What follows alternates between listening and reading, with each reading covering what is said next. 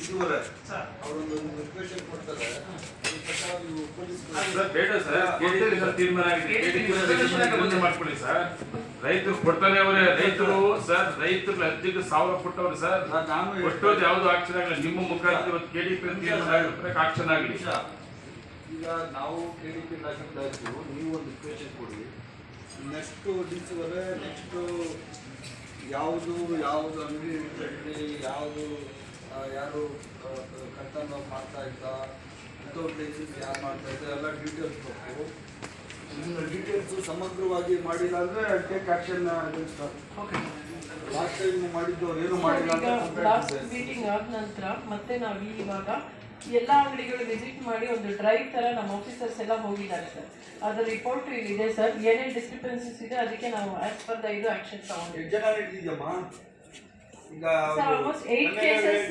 ಎಷ್ಟು ಅಂಗಡಿಗಳಿದೆ ಒಟ್ಟಾರೆ ಕೋಲಾರ ಜಿಲ್ಲೆಯಲ್ಲಿ? 600 ಮೇಲಿದೆ ಸರ್ ಅಂಗಡಿಗಳು. ಅದರಲ್ಲಿ ಆಕ್ಟಿವ್ ಇರೋದು ಫರ್ಟಿಲೈಸರ್ದು 253 ಹಂಗಿದೆ.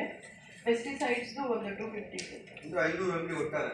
ಹಾಂ ಸರ್. ಆಕ್ಟಿವ್ ಅಂಗಡಿ ಎಷ್ಟು ಜನ ಮೇಲೆ ಆಕ್ಷನ್ ತಗೊಂಡಿದೆ ಸರ್? ಈಗ ನಾವು 8 ಕೇಸಸ್ ಮತ್ತೆ ಪೆಸ್ಟಿಸೈಡ್ ಸಂಬಂಧಪಟ್ಟಂಗೆ 8 ಕೇಸಸ್ ಬುಕ್ ಮಾಡಿದ್ದೀವಿ.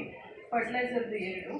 ಇದರಲ್ಲಿ ಮೈನರ್ ಏನಾದರೂ ಈಗ MRP ರೇಟ್ಸ್ ಡಿಸ್ಪ್ಲೇ ಆಗಿರಲ್ಲ ಮತ್ತು ಬೇರೆ ಇಶ್ಯೂಸ್ ಇದೆಯಲ್ಲ ಅಂತ ಅದಕ್ಕೆ ಸ್ಟಾಪ್ ಸೆಲ್ ನೋಟಿಸ್ ಕೊಟ್ಟು ಮತ್ತೆ ಬೇರೆ ಏನು ಕರೆಕ್ಷನ್ಸ್ ಇದೆ ಅವ್ರು ಸ್ಟಾಪ್ ನೋಟಿಸ್ ಎಲ್ಲ ಹಾಕೋದು ಅದೆಲ್ಲ it's not the big thing.